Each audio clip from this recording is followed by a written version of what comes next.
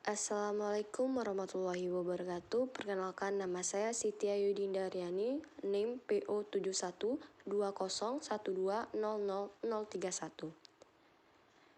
Saya D4 Keperawatan semester 2 Poltekkes Kemenkes Jambi. Di sini saya akan menjelaskan tentang pentosa fosfat. Pentosa fosfat merupakan gula monoksarida dengan 5 atom karbon dalam satu molekul, yang mana jalan lain untuk oksidasi glukosa tidak bertujuan menghasilkan energi atau ATP. Disebut juga sebagai pentos fosfat petui. Produk utamanya adalah NADPH, agen pereduksi pada beberapa proses anabolik, dan ribosa 5-fosfat, komponen utama nukleotida dan asam nukleat. Pentosa fosfat aktif dalam hati, eritrosit, jaringan lemak, kelenjar tiroid, kelenjar korteks adrenal, kelenjar mamai atau laktasi. Jalur pentosa fosfat adalah jalur respirasi yang menghasilkan NADPH dan pentosa. Terdapat dua fase yang berbeda, namun keduanya berada dalam jalur yang sama. Fase yang pertama adalah fase oksidatif yang menghasilkan NADPH, dan fase kedua adalah fase non-oksidatif yang menghasilkan pentosa. Pada hewan, proses ini terjadi di sitosol, sedangkan pada tumbuhan proses ini terjadi di plastida. Jalur pentosa fosfat mengoksidasi glukosa 6-fosfat menjadi zat antara jalur glikolik, dan dalam proses tersebut menghasilkan NADPH dan ribosa 5-fosfat untuk sintesis nukleotida. NADPH digunakan untuk jalur reduktif, misalnya biosintesis asam lemak dan sistem pertahanan glutathione terhadap cedera yang disebabkan oleh spesies oksigen reaktif. Lanjut, tujuan utama jalur pentosa fosfat. 1. Produksi NADPH untuk sintesis reduktif seperti biosintesis asam lemak serta steroid. Kegunaan NADPH untuk sel adalah untuk 1. Mencegah stres oksidatif dengan mengubah H2O2 menjadi H2O. Dan jika tidak terdapat NADPH, H2O2 akan diubah menjadi radikal bebas hidroksin yang akan menyerang sel. 2. Pada sel darah merah. Kegunaan pertama dari NADPH adalah untuk mereduksi bentuk disulfide dari glycol menjadi bentuk sulfonyl. Reduksi reduction ini adalah untuk mempertahankan struktur normal dari sel darah merah dan untuk menjaga bentuk hemoglobin dalam bentuk Fe2+. NADPH pada hati dan payudara digunakan untuk biosintesis asam lemak. 2. Produksi residu ribosa untuk biosintesis nukleotida serta asam nukleat. Glukosa, fruktosa, dan galaktosa secara kuantitatif merupakan heksosa terpenting yang diserap dari traktus gastrointestinal. Ketiga unsur ini berasal dari pati, sukrosa, dan laktosa yang terdapat dalam makanan. Untuk konvensi, fruktosa dan galaktosa menjadi glukosa telah dibentuk lintasan yang khusus, terutama di hati. Di pentosa fosfat terdapat dua jalur, yaitu yang pertama fase oksidatif, yang kedua yaitu fase non-oksidatif. Fase oksidatif. Lintasan ini dimulai dengan oksidasi dari glukosa 6-fosfat menjadi 6-fosfoglucona 8 lakton.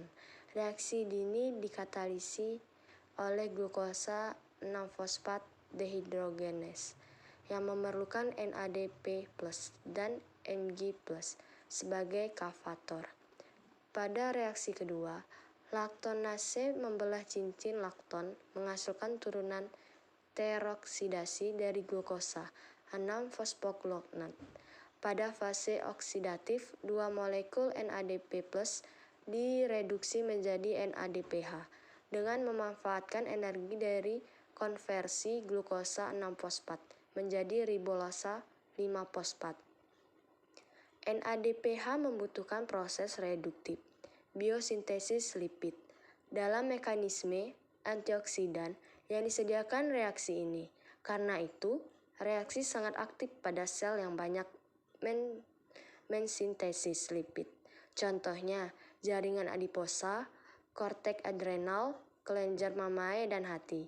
NADPH juga merupakan antioksidan yang berguna, atau antioksidan merupakan substansi penyedia oksidasi molekul lain. Sebagai konsekuensi, fase oksidatif juga aktif pada sel yang memiliki resiko tinggi teroksidasi, misalnya sel darah merah. Berikut ini adalah jalur fase oksidatif. Fase non-oksidatif. Pada fase non-oksidatif, jalur pentosa fosfat, ribosa 6-fosfat diubah menjadi ribosa 5-fosfat. Dan zat antara jalur glikolik, ribosa 5-fosfat menghasilkan gula untuk sintesis nukleida. Bagian dari jalur ini bersifat reversibel. Oleh karena itu, ribosa 5-fosfat juga dapat dibentuk dari zat antara glikolisis. Salah satu enzim yang berperan dalam interkonversi gula-gula ini transketolase dan menggunakan tiamin pirofosfat sebagai koenzim. Glukosa 6-fosfat adalah substrat untuk jalur pentosa fosfat dan glikosis.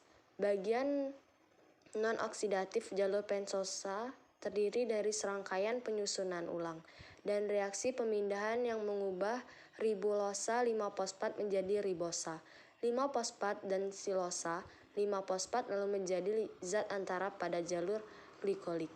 Enzim yang terlibat adalah epimerase, isomerase, transketolase, dan transoldolase. Epimerase dan isomerase mengubah ribosa 5-fosfat menjadi 2 gula 5 karbon lainnya. Isomerase merubah ribosa 5-fosfat menjadi ribosa 5-fosfat. Epimerase mengubah posisi stereokimia 1 gugus OH, mengubah ribosa 5-fosfat menjadi silulosa 5-fosfat. Transketolase memindahkan fragmen gula 2 karbon dan transoldolase memindahkan fragmen 3 karbon ke gula lain. Transketolase mengambil 2 fragmen karbon dari silosa 5-fosfat dengan memutuskan ikatan karbon-karbon antara gugus keto dan karbon di dekatnya sehingga terjadi pembebasan gliraldehyda 3-menfosfat. 2 reaksi dalam jalur pentosa fosfat menggunakan transketolase. Pada reaksi pertama, fragmen keto 2 karbon dari silosa 5-fosfat dipindahkan ke ribosa 5-fosfat untuk membentuk pseudoheptulosa 7-fosfat. Dan pada reaksi yang lain, fragmen tersebut dipindahkan ke eritose 4-fosfat untuk membentuk fruktosa 6. Aktivitas transketolase dalam sel darah merah digunakan untuk mengukur status nutrihitamin dan mendiagnosis adanya defisiensi tiamin. Transoldolase memindahkan fragmen keto 3 karbon dari pseudoheptulosa 7-fosfat ke glyceraldehyda 3-fosfat untuk membentuk eritosa 4-fosfat dan fruktosa 6-fosfat. Pemutusan aldol terjadi antara 2 karbon yang berdekatan dengan gugus keto.